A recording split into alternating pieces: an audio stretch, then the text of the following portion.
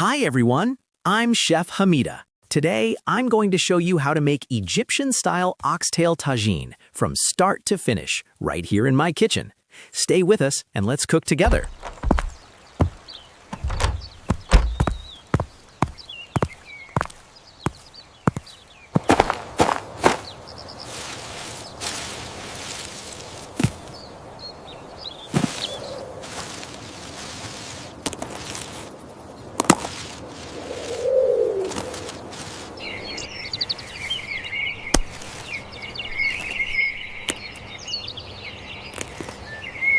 One kilo beef oxtail, 3 potatoes, 3 onions, 1 tomato, 1 yellow bell pepper, 2 green peppers, 3 cloves of garlic, 1/2 cup vegetable oil, 1 teaspoon salt, 1 teaspoon black pepper, 1 teaspoon paprika, 1 teaspoon mixed spices, a pinch of nutmeg, 2 mastic grains, bay leaves, cardamom pods.